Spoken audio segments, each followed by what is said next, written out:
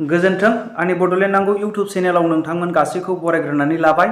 नोंथांमोनहा मिथिखाबाय जानांगौ आंनि भिडिअनि बेनार एबा थाम्बनेलाव नायनानै आङो दिनै लाबोनो सानदों जोंनि आसामनि फरेस्ट मिनिस्टार चन्द्रम'हन पाटवारिया जे बुंबाय जोंनि माखासे लांदां जानानै थानाय जायगाफोरखौहाय 300 हेक्टर हायावहाय दिनै बिफां लाइफां गायफिननायनि जोंनि बिटिसि ओनसोलखौ आरो जोंनि आसाम रायजोखौहाय बारहावाखौहाय गोग्गो थासारि लाबोनो थाखाय।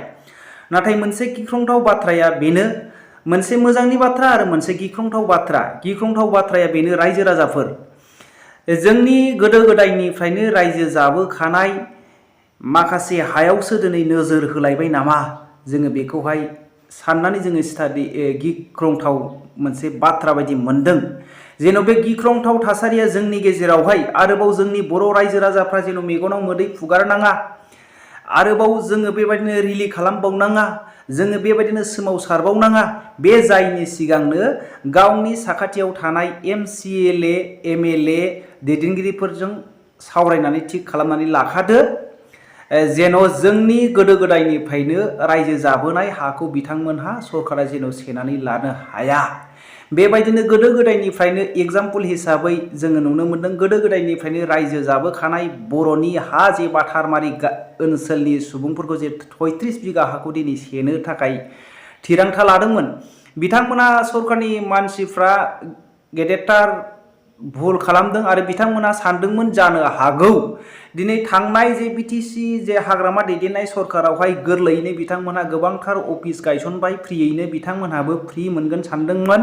जोंनि बिटिआर ओनसोलनि थाखायनो मोनसे जौगाथि हिसाबै बिथांमोनहा फ्रि हगारगोन सानदोंमोन, रावबो माना खालामनाय नङा सानदोंमोन। बे बाथ्राखौनो लानानै बिथांमोनहा दिनैहाय बेवहाय आखाइ होनो नागिरदोंमोन। नाथाय बे दुखुनांथाव बाथ्रा, जोङो दिनै लेन्डनि थाखायनो, हानि थाखायनो जोङो दिनै गोबावथार समनिफ्राय जोङो मुभमेन्ट खालामबोबाय, जोङो जांख्रिखांबोबाय, नाथाय जोङो जोंनि हायावनो सेफटि गैयाब्ला बेसो जोंनि थाखाय मोनसे गिख्रंथाव बाथ्राया। जेन' जोंनि गेजेरावहाय बेबायदिनो जोङो जेन' अफिस गाबावनाङा, बेबायदिनो हांगा स्ट्रेक खालामबावनाङा, जोङो बेबायदिनो रिलिजेन खालामनाङैनि सिगांनो जोङो दिनै सांग्रांथि जानाया गोनांथि।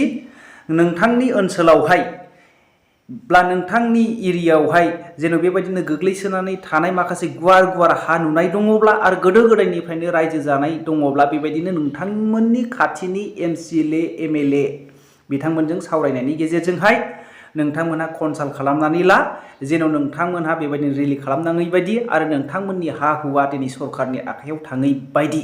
बेखौनो आङो खावलायनो थाखाय दिनैनि भिडिअखौहाय आङो लाबोदों। आङो गोलाव लाबोनाय नङा, 6-7 मिनिटसोल' आङो लाबोगोन, बेखौनो खावलायनो थाखाय आङो लाबोदों। आरो बेबायदिनो गोबांथार जायगायावहाय बिफां लाइफां दानस्रांबाय, बन जानो थाखाय, न' लुनो थाखाय, दिनैहाय रावबो दखल गैया।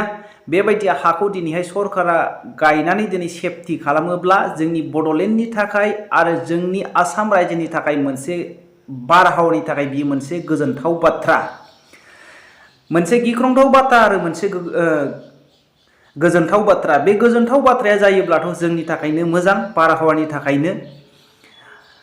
मानो होनोब्ला जोंनि बारहावाया दिनैहाय प्रत्येक बोसोरावनो 2% बारायबोगासिनो दङ होननानै जोङो मिथिनो मोनो। रायजो राजाफोर, 2050 मायथाइसिमाव दुंख्रावनायनि गेजेरजों गोबां मानसिफोरा थैनो गोनां जागोन होननानै गोबांथार बोथोर बिगियानफ्रा जोंनो बिजिरनानै होयो। रायजो राजाफोर, बेफोरबायदि गोग्लैसोनानै थानाय हाफोरखौ जुदि रैखाथि होयोब्ला सरकारा बेयो मोजांनि खोथा। नाथाय दुखुनि बाथ्राया बेनो, जोंनि गोदो गोदायनिफ्रायनो मावनानै जाबोखानाय आबाद मावबोग्रा हाखौसो जुदि सेनानै लानो नागिरदोंब्ला बियो गेदेर गिख्रंथाव खोथाया। बेनिखायनो बे भिडिअखौ नोंथांमोना जेसेबां हागौ एसेबां शेयार खालाम, आरो शेयार खालामाब्लाबो नोंथांमोनहा सांग्रांथि। आङो सानो आंनि गासै भिडिअ भिउसारफ्रा दिनैहाय अल इन्डियायावनो दङ होननानै आङो सानो। मानो होनोब्ला गासै खमसे खम आङो 2000सोनि माबानिफ्राय लानानै 2000 माबानिफ्राय लानानै 3निफ्राय लानानै गोबां मानसिफोरनि गेजेरावहाय आङो थाबोनाय मानसि। नोंथांमोनहा दिनैहाय बे भिडिअखौ नायसनब्ला शेयार खालामलाय, जेन' दैदेनगिरिफ्राबो बे भिडिअखौ मोनहैनाय बायदि। आरो जोंनि जे लेन्डनि थाखायनो जोङो नांनायनि बेसेना जोङो थानाय बायदि आरो जोंनि हायावनो थानानै जोंनि हानि थाखायनो नांनाङै बायदि आरो मेगनाव मोदै आरोबाव हुगारनाङै बायदि जोंनि हाफोरावहाय सेनानै जेन' सरकारा दिनै बिफां लाइफां गायफैनो हायै बायदि सिगां सांग्रांथि जानाया जोङो मोजां।